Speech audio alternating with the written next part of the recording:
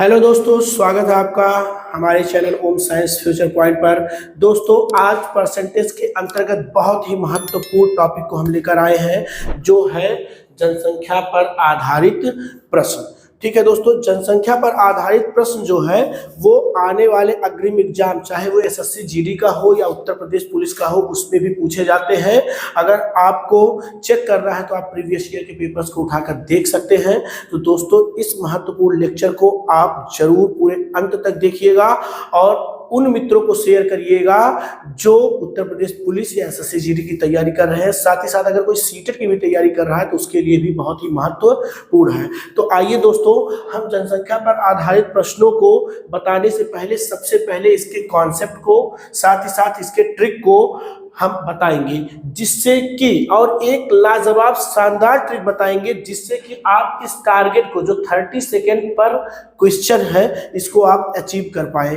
तो चलिए दोस्तों, शुरुआत करते हैं। बहुत ही आसान है, बहुत ही इजी, इतनी आसानी तरीके से आपको बताएंगे। अगर आप लेक्चर को बस देख ही लेंगे तो फिर सीधे आप इसके प्रश्नों को लगाना शुरू कर देंगे।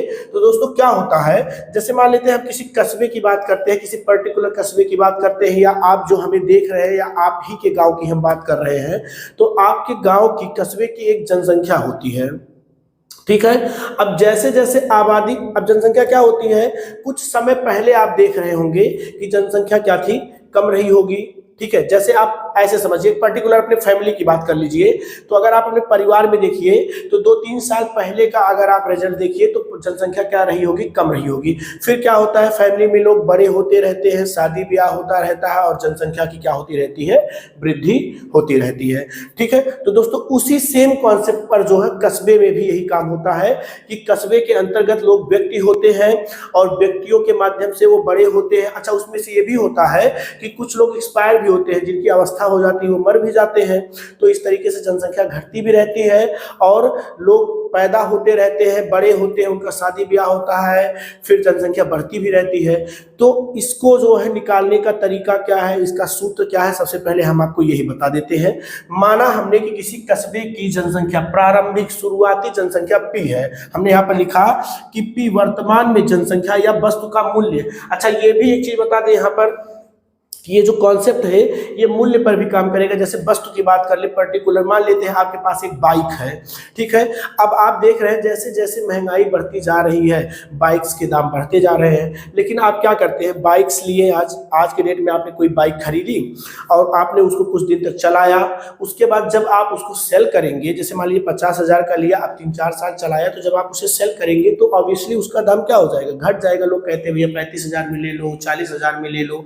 तो इस पे भी जो है बेस्ड जो क्वेश्चन होंगे इसी कॉन्सेप्ट से सॉल्व होंगे। ठीक है, बस आपको लेक्चर को बहुत ही ध्यान से देखना है। देखिए, मान लेते हैं कि ये जो P है ये किसी बस शहर की जो है वर्तमान जनसंख्या या वर्तमान मूल्य है। तो इसमें क्या होता है कि जो वर्तमान मूल्य होता है, चाहे वो वस्तु का हो या वर्तमान जनसंख्या हो, उसमें वृद्धि या कमी एक दर के हिसाब से होता है। जैसे दर का क्या मतलब है, जैसे हम कहें कि उसके जो है जनसंख्या में वृद्धि जो है 10% के हिसाब, 10% की दर से हो रहा है, या वस्तु के मूल्य में 10% की कमी से जो है गिरावट आई है। ठीक है, तो ये एक रेट होता है। तो वस्तु का मूल्य में क्या होती है, 8% की वृद्धि या कमी होती है। और ये क्या होता है, ये समय पे डिपेंड करता है, हमेशा समय पे डिपेंड करता है। जैसे कि जनसंख्या की बात करें या समय की बात करें, हमने अभी कहा ना कि गाड़ी आपने लिया, बाइक आपने लिया, 2 साल चलाया, तो 2 साल बाद अगर आप उसको सेल करेंगे, तो 2 साल बाद आप उसे सेल करेंगे, तो ये समय पे डिपेंड करता है। दाम और जनसंख्या दोनों ही समय पे डिपेंड करते हैं, इसीलिए यहाँ पर एक पर्टिकुलर टाइम भी आपके एग्जाम में दिया गया होगा। अब आइए हम बात करते हैं, सबसे पहले मान लेते हैं किसी कस्बे की वर्तमान जनसंख्या P है। तो सबसे पहले हम बात करते हैं कि उस कस्बे की पहले जनसंख्या क्या रही होगी। तो इसको निकालने के लिए क्या होगा, जैसे मान लेते हैं कि वर्तमान जनसंख्या P है और हमसे पूछा जा रहा है पहले की जनसंख्या क्या होगी उस गांव की, या जैसे कह दे कि 2010 में किसी गांव की जनसंख्या P थी, तो 2008 में उस गांव की जनसंख्या क्या होगी। तो उसमें प्रश्न में देगा कि जो है जनसंख्या में 8% की वृद्धि या कमी हो रही है, तो बताइए कि n वर्ष पहले या 2 वर्ष पहले उस गांव की जनसंख्या क्या होगी। तो उसको निकालने का ये फार्मूला, सिंपल सा फार्मूला हमने लिखा, क्या होगा, ए बराबर पी।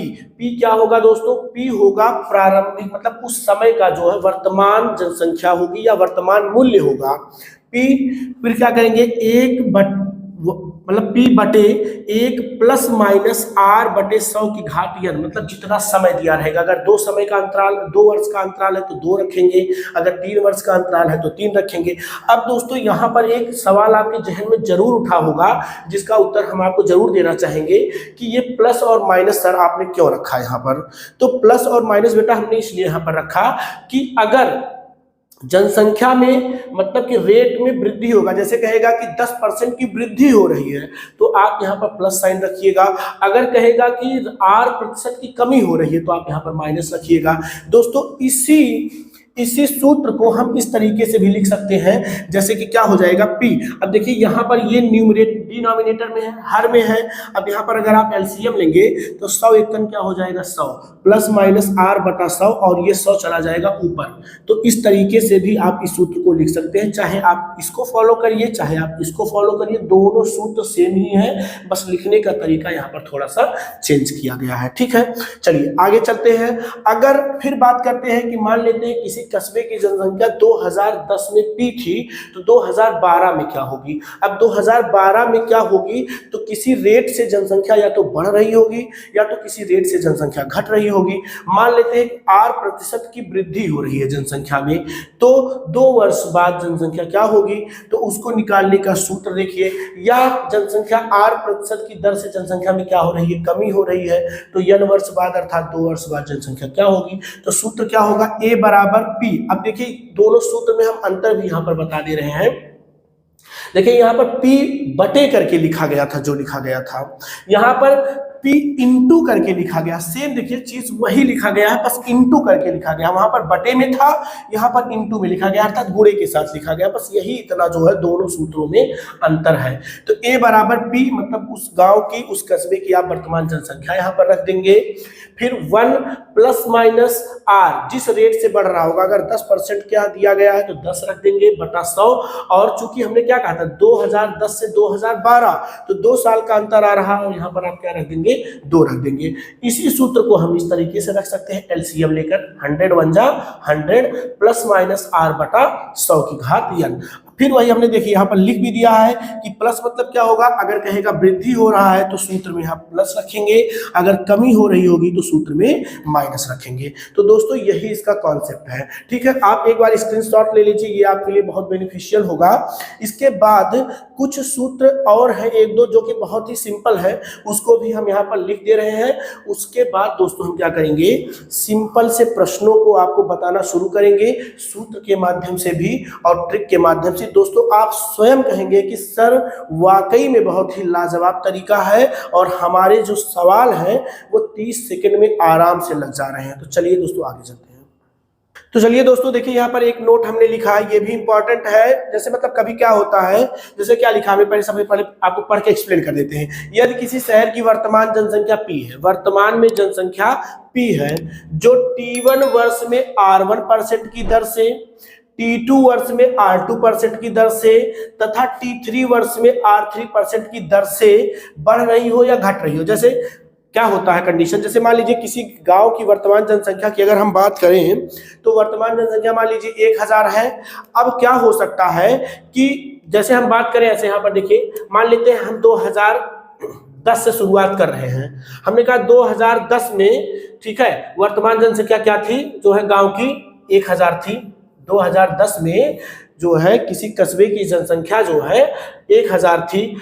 अब देखिए क्या हुआ, मतलब कि एक वर्ष में, मतलब 2011 में जनसंख्या, ठीक है, 10% की दर से बढ़ रही है। फिर 2012 में जनसंख्या 30% की दर से बढ़ रही है। 2013 में जनसंख्या 15% की दर से बढ़ रही है। मतलब कि हर वर्ष अलग अलग दर से जनसंख्या बढ़ रही है। यही क्रिया हो सकता है कि हर वर्ष जनसंख्या अलग अलग दर से घट भी सकती है। जैसे 2010 से हम पीछे आए 2009, 2008, 2007, तो 2010 में मान लीजिए 1000 थी, तो 2009 की अगर हम बात करें तो जनसंख्या 2010 से 2009 में अब कहते हैं कि 10% की दर से घट रही है। फिर 2008 की बात करें तो जनसंख्या हमारी जो है 15% की दर से घट रही है। तो वही हमने यहाँ पर लिखा है कि कभी कभी क्या होता है कि कस्बे की जनसंख्या हर वर्ष अलग अलग दर से बढ़ता है या तो हर वर्ष अलग अलग दर से घटता है, तो उसके लिए हमने यहाँ पर सूत्र लिखा। ठीक है, तो ये प्रक्रिया जो है, जैसे हमने यहाँ पर डैश डैश इसलिए कर दिया कि आगे ऐसा भी हो सकता है कि आगे T3 तक लिखा, T3 वर्ष में R3% की दर से बढ़ रहा है, T4 हो सकता है आगे T4 वर्ष में R4% की दर से, T5 वर्ष में R5% की दर से। तो यहाँ पर हमने दो सूत्र लिखा कि अगर हमने पूछा जाए बाद की जनसंख्या, तो कुछ भी नहीं करना है, जो वहां पर हमने सूत्र बताया था वही सूत्र अप्लाई करना है। यहाँ पर A बराबर P 100 + -R1/100 T1, मतलब कि पहले वर्ष के लिए पहला वाला दर रखेंगे, फिर दूसरे वाले वर्ष के लिए दूसरा वाला दर रखेंगे, तीसरे वाले वर्ष के लिए तीसरा दर रखेंगे। बाकी प्लस माइनस का कॉन्सेप्ट हमने आपको समझा दिया है कि अगर वृद्धि होगी तो प्लस, कमी होगी तो माइनस। इसके बाद अगर हम बात करें पहले की जनसंख्या पूछी जाए, अर्थात 2010 के पहले की जनसंख्या अगर हमसे पूछी जाए, तो सूत्र देखिए A बराबर P 100/100 ± R1 का पावर के होल पावर क्या है T1, मतलब कि पहले वाले वर्ष, मतलब कि 2010 के पहले 2009 के लिए एक वर्ष का अंतराल हुआ, तो उस वर्ष के लिए T1 है तो दर R1 होगा, T2 होगा समय तो दर R2 होगा, T3 समय होगा तो दर R3 हो जाएगा। और प्लस माइनस क्या है, वृद्धि होगी तो प्लस और कमी होगी तो माइनस। वेरी इजी है, बहुत ही आसान है, आप इसको एज इट इज ऐसे स्क्रीनशॉट ले लीजिए। फिर एक हम जनसंख्या पे बताएं, अब यही हम कॉन्सेप्ट आपको मशीनों के लिए बता देते हैं, सूत्र बता देते हैं, इसके बाद जो है सवालों को लगा के आपको दिखाएंगे सूत्र से भी और कॉन्सेप्ट से भी। तो दोस्तों इस बार हमने देखिए वहां पर क्या था, यदि किसी शहर की वर्तमान जनसंख्या पे हमने बात किया था, बस थोड़ी सी चेंजिंग की है। यदि किसी वस्तु का वर्तमान मूल्य P है तो T1 वर्ष में R1 की, T2 वर्ष में R2 की तथा T3 वर्ष में R3 की दर से यदि वृद्धि हो या कमी हो, तब सूत्र क्या होगा, बाद का मूल्य। अगर तब यहाँ पर देखिए वहां पर बाद की जनसंख्या हमने लिखा था, यहाँ पर मूल्य हो जाएगा क्योंकि वस्तु की बात की जा रही है, तो सेम सूत्र वही है एकदम। देखिए A बराबर P 100 ± R1/100 T1, अर्थात पहले वर्ष के लिए R1 दर हो जाएगा, दूसरे वर्ष के लिए R2 दर हो जाएगा, तीसरे वर्ष के लिए R3 दर हो जाएगा। और यहाँ पर पहले का मूल्य निकालने के लिए A बराबर P 100/100 ± R1 की होल पावर T1, 100/100 ± R2 की होल पावर T2 और 100/100 ± R3 की होल पावर T3। जैसा वर्ष होगा वैसा ही हम, जिस वर्ष की बात की जाएगी उसी वर्ष का हम दर यहाँ पर लेंगे। और प्लस माइनस हमने आपको क्लियर ही कर दिया, लेक्चर के स्टार्ट से हम प्लस माइनस की बात बता रहे हैं कि वृद्धि के लिए प्लस और कमी के लिए माइनस। तो दोस्तों ये था जो है जनसंख्या पर आधारित जो प्रश्न होते हैं उनका कॉन्सेप्ट। ठीक है, अब चलिए हम प्रश्नों को लगाते हैं, ट्रिक को बताते हैं, सूत्र से भी बताएंगे और इस अचीवमेंट को जो है फाइंड करने का पूरा कोशिश करेंगे। तो आइए दोस्तों यहाँ पर देखिए हमने प्रश्न ले लिया है। ऐसे छोटे छोटे प्रश्नों को सबसे पहले करवाएंगे ताकि आपका जो प्रैक्टिस अच्छा खासा हो जाए। और ऐसे ही प्रश्न आपके यूपीपी में और एसएससी जीडी में भी आने वाले हैं। और दोस्तों फिर मैं आपको कह रहा हूँ कि यूपीपी और एसएससी जीडी की अगर आप तैयारी कर रहे हैं तो प्लीज़ आप इन लेक्चर्स को जो है सिर्फ और सिर्फ अगर आप देखेंगे तो यहीं से इतनी तैयारी हो जाएगी। बाकी अदर सब्जेक्ट्स की आप तैयारी करते रहिए, क्योंकि जितने इजी वे से हम आपको पढ़ा रहे हैं, सिर्फ आप लेक्चर देखने से ही आपका जो है मैथ का जो है सिलेबस कंप्लीट होता हुआ चला जाएगा। तो चलिए दोस्तों यहाँ पर देखिए क्या है, किसी शहर की जनसंख्या 10% वार्षिक दर से, यहाँ पर फोकस करिएगा, क्या हो रही है, घटती है, तथा वर्तमान जनसंख्या कितनी है, 4000 हो तो 2 वर्ष, समय कितना, 2 वर्ष बाद पूछा जा रहा है, 2 वर्ष बाद की जनसंख्या क्या होगी। तो हमने सूत्र क्या बताया था कि हो जाएगा A बराबर P बाद के लिए 1 ± R/100 की घात n। अब आइए हम इस पे वैल्यूज को पुट कर देते हैं। देखिए P हमने क्या कहा था, ये है इसकी वर्तमान जनसंख्या और यहाँ पर वर्तमान जनसंख्या कितनी है, 4000। क्लियर। 1 अब यहाँ पर बताइए आप कि प्लस होगा कि माइनस होगा। तो आई होप आप एकदम क्लियर होंगे कि घट रही है तो यहाँ पर क्या लेंगे, प्लस नहीं लेंगे, अब क्या लेंगे, माइनस लेंगे। तो चलिए हमने माइनस ले लिया। आर कितना है, 10% दर 10 ले लिया।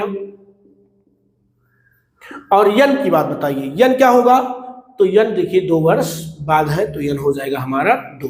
चलिए सॉल्व कर लेते हैं फटाक से, बहुत ही इजी कैलकुलेशन है। 4000 और यहाँ पर देखिए दोस्तों, यहाँ से एक एक जीरो अगर आप कैंसिल कर देंगे तो यहाँ पर बचेगा 1/10, फिर 10 1 जा 10 हो जाएगा 10, 10 में से 1 निकालेंगे तो क्या बचेगा 9, तो ये हो जाएगा 9/10 का होल स्क्वायर, अर्थात 9/10 को हम 2 बार लिखेंगे मल्टीप्लाई करके, तो ये हो जाएगा हमारा 4000 और ये हो जाएगा 9/10 और ये हो जाएगा हमारा 9/10। देखिए फिर यहाँ से 2 जीरो कैंसिल हो जाएगा नीचे से और यहाँ से ऊपर से, बचा क्या 40 और 9 9 81।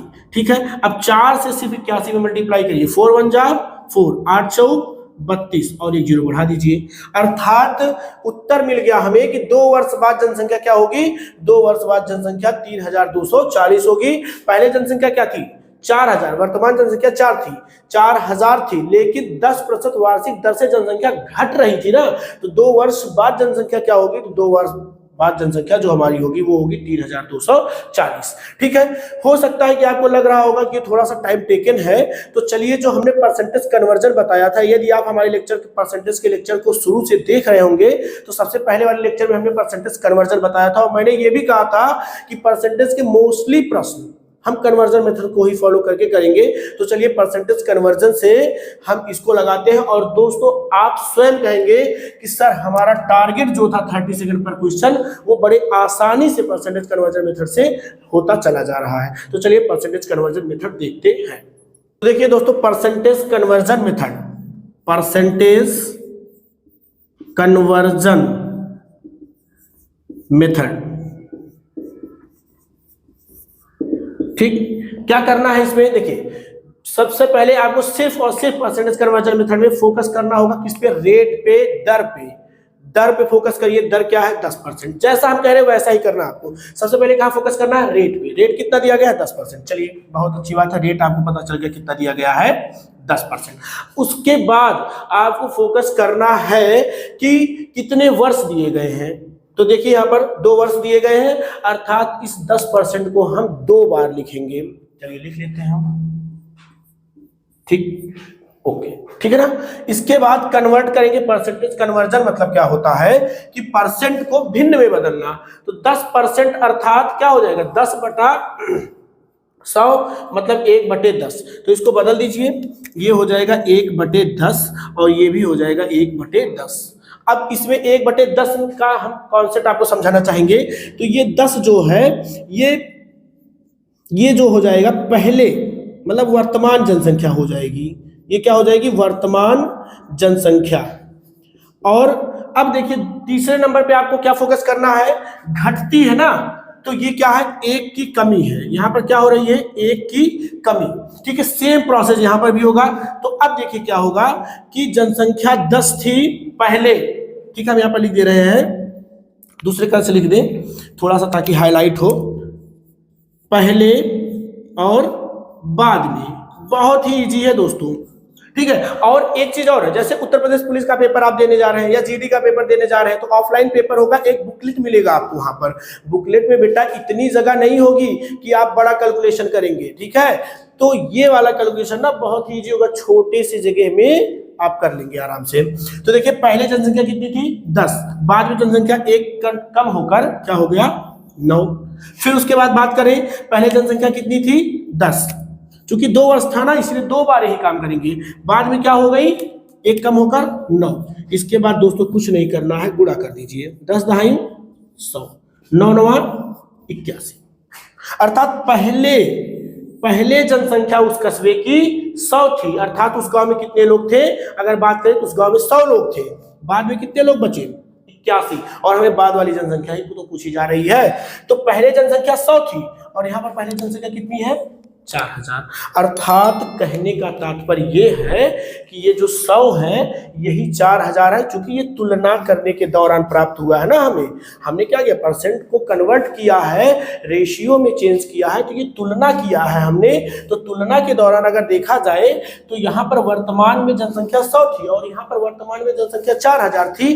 तो कहने का मतलब ये है जो 100 है वही 4000 के बराबर होगा। बस उत्तर आने वाला है, जो 100 है वही किसके बराबर है, 4000 के। अब ऐसे देखिए कि अगर 100 चेयर का दाम 4000 रुपए होगा तो एक चेयर का दाम निकालने के लिए दोस्तों आई होप आप क्या करेंगे, भाग करेंगे। भाग कर दीजिए 100 से, 2 जीरो कैंसिल हो जाएगा, बचेगा क्या, 40।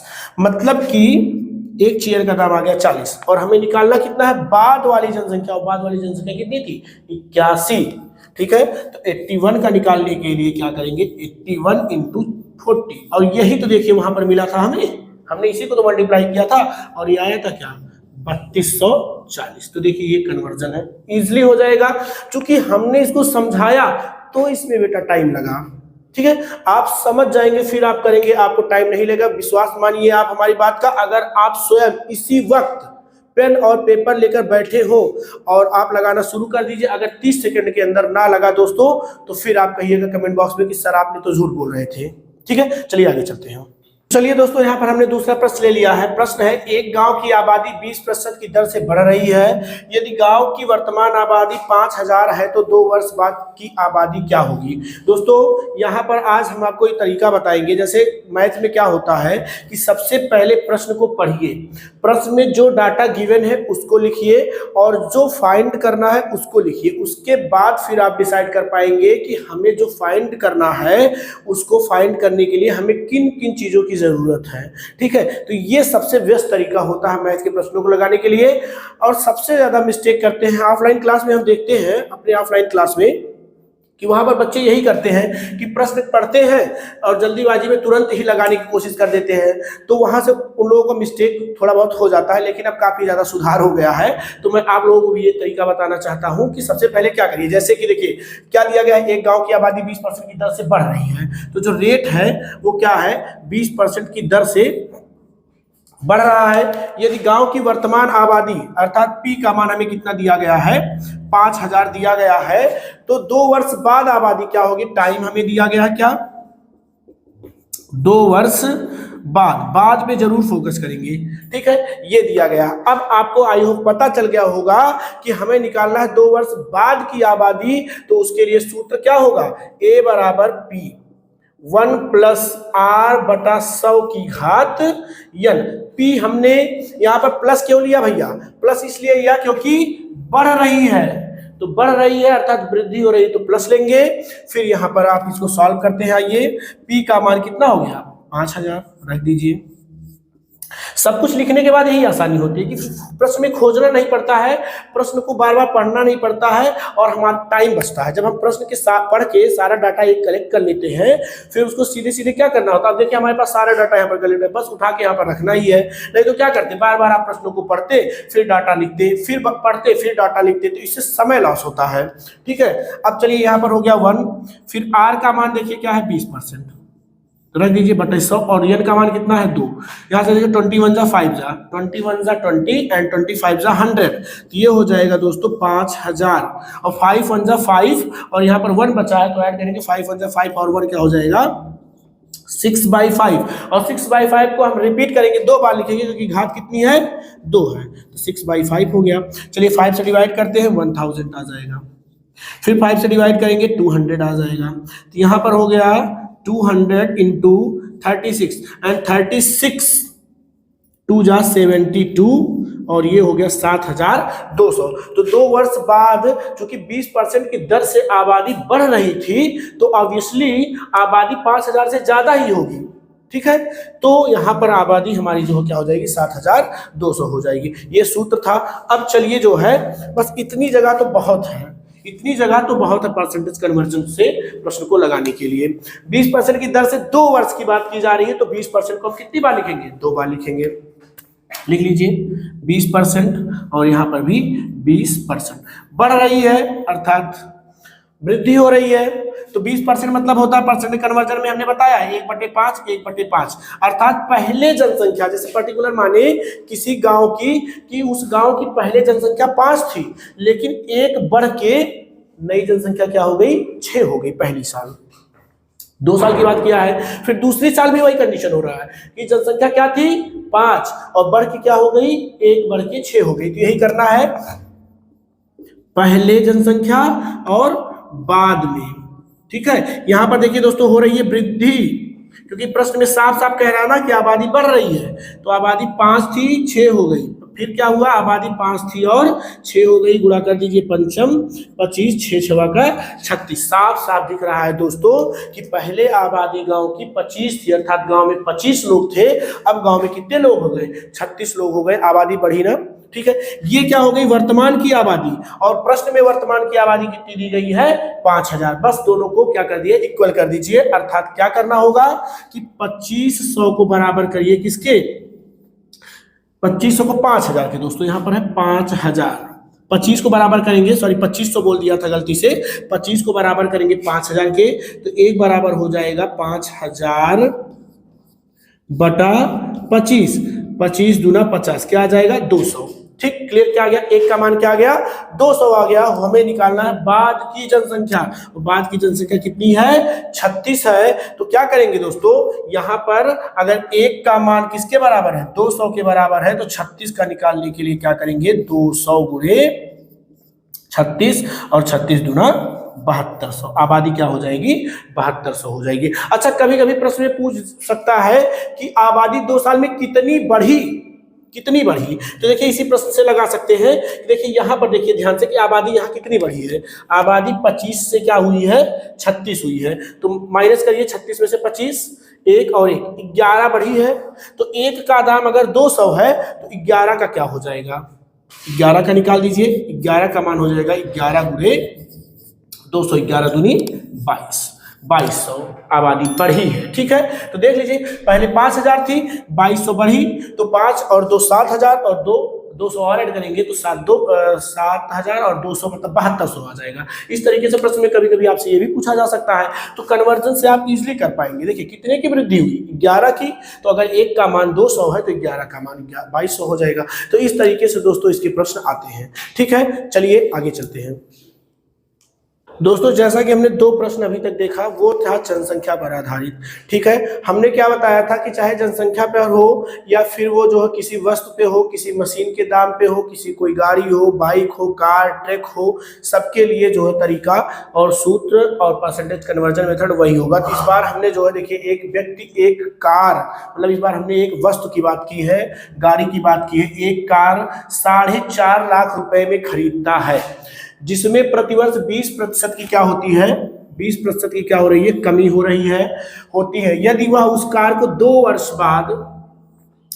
वर्ष बाद बेचना चाहे तो उसे कुल कितने रुपए प्राप्त होंगे। तो सबसे पहले सूत्र देख लीजिए दोस्तों, यहाँ पर सूत्र हम लगाएंगे A बराबर P1 माइनस, चूंकि क्या हो रहा है कि देखिए 20% की कमी हो रही है इसलिए माइनस रखेंगे, 20/100 और समय दिया गया है 2 वर्ष, तो ये 2 हो जाएगा, और यहाँ पर होगा हमारा 4.5 लाख, तो 4 5 1 2 3 4 इकाई दहाई सैकड़ा हजार 10,000 लाख, 4,50,000 4.5 लाख मतलब हो जाएगा। यहाँ पर देखिए कि अगर हम कैंसिल आउट करें तो 21 जा 20 25 जा 100 हो जाएगा, तो फिर यहाँ से करेंगे तो 5 1 जा 5 और 5 में से 1 निकालेंगे तो क्या बचेगा 4, तो ये हो जाएगा 4/5, चूंकि स्क्वायर है तो 4/5 2 टाइम्स हम यहाँ पर लिखेंगे।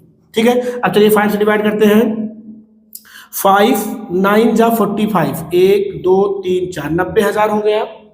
ठीक है, फिर 5 से डिवाइड करेंगे तो 5 18 जा 90 होता है। ठीक है, और 1 2 3 मतलब 18,000 हो गया, ये हो गया हमारा 18,000 भैया, और ये हो गया हमारा 16, तो ये हमारा आ जाएगा 2,88,000 आ जाएगा 2,88,000। ठीक है रुपया, मतलब कि अगर वह उसे 2 वर्ष बाद बेचेगा तो उसे कितने रुपए प्राप्त होंगे 2,88,000 रुपए प्राप्त होंगे। ठीक है, ये हो गया सूत्र। अब देखिए परसेंटेज कन्वर्जन से फोकस हमने कहा था करने के लिए परसेंट पर, तो 20% की कमी हो रही है तो 2 बार इसको लिखेंगे, क्योंकि वो समय जो दिया गया है वो 2 वर्ष दिया गया है बच्चा, ये हो जाएगा 1/5, ये भी हो जाएगा 1/5। ठीक है, अब यहाँ पर कमी हो रही है, मतलब पहले 5 रुपए की थी, अभी 1 की कमी हो रही है, तो 5, पहले 5 और बाद में 4 हो जाएगी, 1 की कमी। देखिए यहाँ पर 1 की क्या हो रही है, कमी हो रही है, माइनस यहाँ पर हम बना रहे हैं, अर्थात एक कमी को शो करेगा। ठीक है, तो पहले 5 था, बाद में क्या हो गया 4, पहले 5 था, फिर बाद में क्या हो गया 4। 2 बार क्यों रिपीट किया, 2 बार क्यों रिपीट किया भैया, 2 बार इसलिए रिपीट किया क्योंकि वर्ष जो है वो 2 वर्ष दिया गया है। ठीक है, चलिए, पंचम 25, 4 चौक 16, अर्थात पहले देख लिए, स्वयं देख लिए, पहले कार 25 रुपए की थी, ठीक है, और बाद में 16 की हो गई, कमी हुआ ना, साफ साफ दिख रहा है कमी हुआ। तो ये पहले मतलब वर्तमान में कार 25 रुपए की थी और यहाँ पर वर्तमान में कार 4.5 लाख रुपए की थी, मतलब यूं कह सकते हैं कि जो 25 है वो 4.5 लाख के बराबर होगा। तो कर लीजिए, 25 बराबर होगा किसके, 4,50,000 के भैया, है ना। तो एक बराबर होगा 4,50,000 बटा 25 करेंगे, और उसके बाद हमें निकालना है बाद वाला भैया, 16 का मान निकालना है। तो 16 का निकालने के लिए क्या करना पड़ेगा, 1 से 16 से गुणा, 4,50,000 बटे 25 और गुणे 16। और अभी देखिए सेम वही जो है हमारा कॉन्सेप्ट बनेगा, जब आप इससे इसको डिवाइड करेंगे तो यहाँ पर आएगा 18,000 और यहाँ पर हो जाएगा 18,000 और यहाँ पर है 16, तो किसके बराबर हो जाएगा, 2,88,000, 2,88,000 रुपया। तो दोस्तों आप देख रहे हैं ना कि कितना आसान है ये, ठीक है, और महत्वपूर्ण भी है। सामने आपके जो है उत्तर प्रदेश पुलिस भी है और जीडी भी है, साथ ही साथ जो सीटेट की तैयारी कर रहे हैं वो भी एग्जाम आगे है। तो दोस्तों इससे अगर प्रश्न आएगा तो 100% मैं वादा करता हूं कि आपका प्रश्न गलत नहीं हो सकता, यदि आपने लेक्चर को पूरे मन से देखा है। और दोस्तों प्लीज सेशन को लाइक कर दीजिए और अपने मित्रों को जो इन चीजों की तैयारी कर रहे हैं उनके पास शेयर कर दीजिए ताकि उनका भी हेल्प हो जाए। और फीडबैक जरूर दीजिए दोस्तों, हमें फीडबैक चाहिए कैसे, बस आपके कमेंट के द्वारा, आपके प्यार मोहब्बत के द्वारा। तो चलिए दोस्तों, बस आज के लिए इतना ही है, थैंक यू।